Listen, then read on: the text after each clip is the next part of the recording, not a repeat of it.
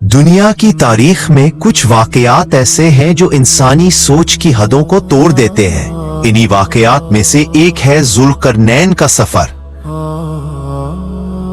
वो बादशाह जिन्हें अल्लाह ने ताकत भी दी और हिकमत भी,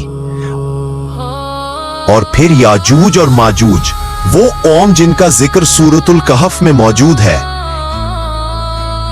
एक कौम जिसका ज़हूर क़यामत की बड़ी अलामात में से एक है। इस दस्तावेजी फिल्म में हम सिर्फ कुरानी वाकयात, सही अहादीस और मोतबर तारीख से चलेंगे, कोई अफसाना नहीं। कुरान जुल्करनैन को एक अजीम बादशाह के तौर पर पेश करता है। अल्लाह फरमाता है कि हमने उन्हें सबाबों तक पहुंच दिया, यानी जराए, रास्ते, इल्म, हिकमत, वो तमाम चीजें जो दुनिया के कोने कोने तक सफर करने के लिए जरूरी है। लेकिन कुरान उनका असल नाम नहीं बताता, ना ही उनकी कौम का जिक्र करता है। सिर्फ उनकी शख्सियत एक मुमिन, आदिल और ताकतवर हुक्मरान के तौर पर बयान की गई है। यही उनकी अजमत थी।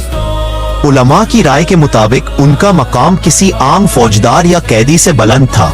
वो अल्लाह से ताल्लुक रखने वाले इंसान थे।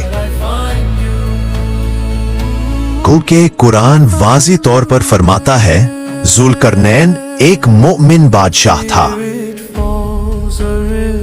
कुरान बताता है कि जुल्करनैन सबसे पहले मगरिब की तरफ रवाना हुए।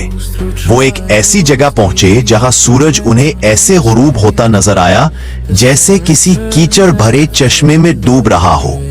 याद रखें, कुरान ने सूरज मिसालन कीचड़ में डूबता है नहीं कहा, बल्कि जुल्करनैन की नजर से मंजर बयान किया गया। वहां उन्हें एक कौम मिली जो बहुत नाफरमान और शिर्क करने वाली थी। जुल्करनैन ने उन्हें बताया कि अगर वो ऐसे ही जुल्म और शिर्क में रहेंगे तो उन्हें हम भी सजा देंगे और कयामत के दिन अल्लाह ताला भी सजा देंगे।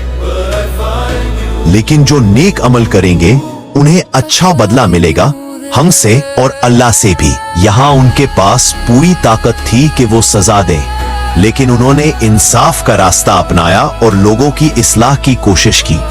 अल्लाह ने उन्हें इख्तियार दिया सजा देने या एहसान करने का। जुल्करनैन ने इंसाफ और रहमत को मुंतखब किया। ये एक आदिल हुक्मरान की पहचान है। बस इस सफर के बारे में कुरान में इतना ही जिक्र आया है। जुल्करनैन फिर मशरिक की तरफ बढ़े। वहां उन्हें एक ऐसी कौम मिली जिसके पास सूरज से बचने का कोई साया नहीं था, ना दीवारें, ना छांव, ना कोई पर्दा। यानी वो लोग बिल्कुल सादा और सीधी जिंदगी गुजारने वाले थे। मुफस्सिरीन के मुताबिक ये वो जगह थी जहां सूरज 6 महीने तक गुरूब नहीं होता था, या वहां छत बनाने का तस्वुर मौजूद नहीं था। अल्लाह बेहतर जानता है। जुल्करनैन ने उनके साथ जंग नहीं की, ना ही उन पर हुकूमत का बोझ डाला, बल्कि उन्हें उनकी हालत पर छोड़ दिया। याजूज माजूज तक का रास्ता। ये सफर सबसे सख्त, सबसे पेचीदा और सबसे तहकीकी था। कुरान के मुताबिक जुल्करनैन 2 पहाड़ों के दरमियान एक तंग वादी में पहुंचे। वहां के लोग अजीब जुबान बोलते थे, दुनियावी तरक्की से दूर लेकिन दिल के साफ थे। उनके सरदार जुल्करनैन के पास आए और कहा, याजूज और माजूज हमारे करीब रहते हैं,